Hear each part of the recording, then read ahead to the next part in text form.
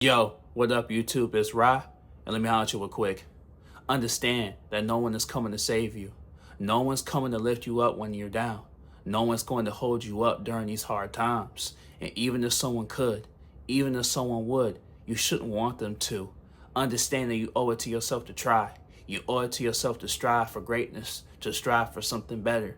There's nothing wrong with accepting help. There's nothing wrong with if somebody is there for you and they support you to take that. That's not a bad thing. But understand that to truly cross the finish line, to truly do something great, to truly shed that unnecessary skin, to cut all that weight and to carry it yourself, whatever it is, your burdens, your traumas, whatever it is, you have to do it yourself. Whatever you feel insecure about, whether it's how you look, whether it's the mistakes you made, it's up to you to forgive yourself. Whatever you want to try to make something better yourself, it's up to you to put 100% effort into whatever you want to do. No one's going to do the hard part for you. I'm not saying you shouldn't have support. I'm not saying you shouldn't accept help and someone trying to be there for you, but no one's going to fight the good fight for you. And like I said, you shouldn't want them to, because what happens when they're gone? Now you're on your own, like it's supposed to be, because you owe it to yourself. You made a mistake, you got to forgive yourself. Someone did wrong to you, you got to forgive them and let it go. That's whatever's eating you up inside. It's up to you to say enough is enough. You fighting addiction and struggling with addiction, it's up to you to say, I don't want to have this tethered to me. I don't want to be in subservience to this addiction. At the end of the day, it's all on you. Yes, you might have, your mom might be there, your dad, boyfriend, girlfriend, your homies, your homegirls, whatever. You might have those things that people in your corner cheering you on. But think of it this way.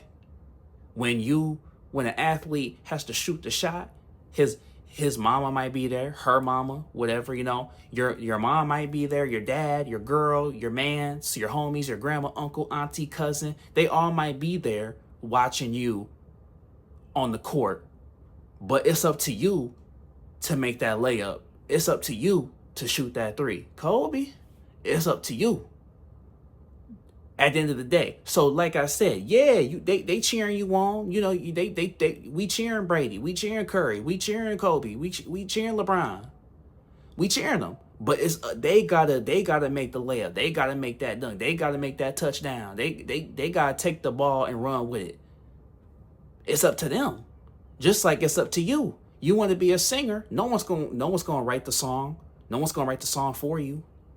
Well, when you first starting out anyway, and you say, oh, well, they got writers. Not when you first starting out. You might have it when you make the successful. You got to be able to afford to have writers. You got to be able to afford to have the top producer, afford to have the top engineer to, get your song mixed and matched correctly. When you first starting out, it's up to you. You got to want it. You have to want it. No one is coming to save you. No one's going to put the bottle down for you if you're struggling with addiction.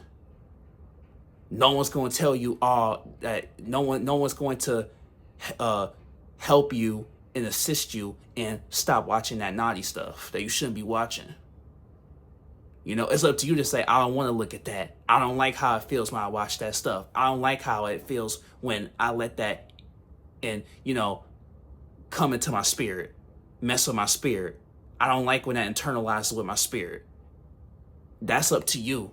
Like I said, all the therapy, all that. And I'm not saying it's a good thing to talk to someone. You shouldn't isolate yourself and be alone. I'm not saying cut all your friends off. I'm saying that it's up to you to say, you know what? I'm not doing that no more. You know what? I'm not going to speak to myself in a negative way. You know what? I'm not going to put myself down and beat myself up every time I make a mistake.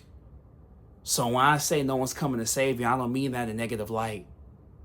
Understand that there's bliss in the fact that no one's coming to save you. Because when you stop watching the naughty stuff, stop smoking if you want to, you know what I mean? I ain't telling nobody what to do, but if that's something you're struggling with, then that's something you want to do. But when you finally quit and cut the unnecessary weight, you can look at yourself in the mirror and say, you know what? I did that and I'm proud of myself.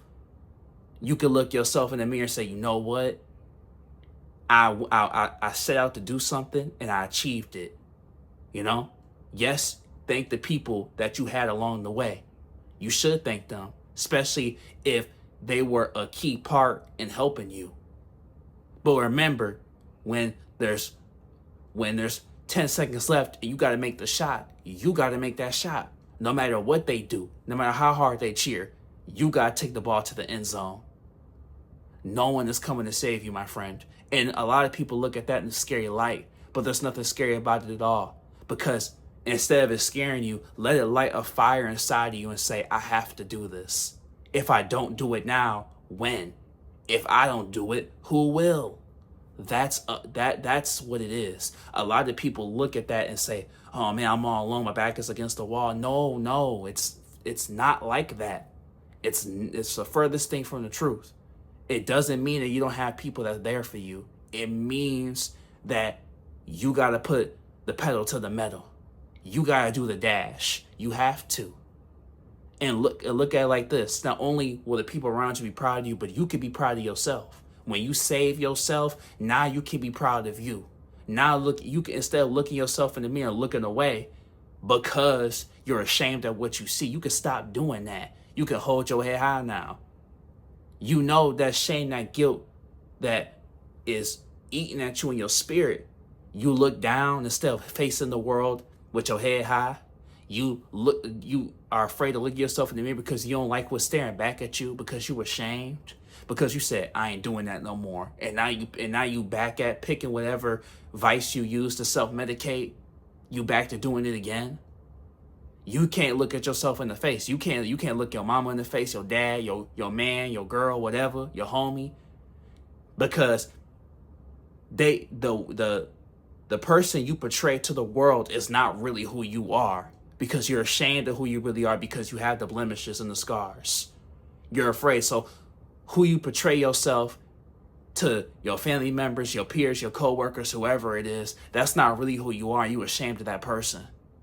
That's why you look down instead of looking up. You can't look at nobody in the eye because you're ashamed. Let go. Be free, my friend. Be free. No one is coming to save you, but that's okay. Because at the end of the day, you will save yourself. And then, the same thing that you did for yourself, you can do for others. It's going to be okay, my friend. And everything will fall into place for you. So understand that, yes, maybe no one's coming to save you, but that's all right. Because whatever it is, you will do the necessary hard work to put yourself in a position where no matter what happens, moving forward, you will put yourself in a position where you will no longer need to be saved, whether it's you or anyone else. But hey, it's Rye. Like, comment, subscribe. I love you, family. We growing, family. And you got this, homie. It's already yours.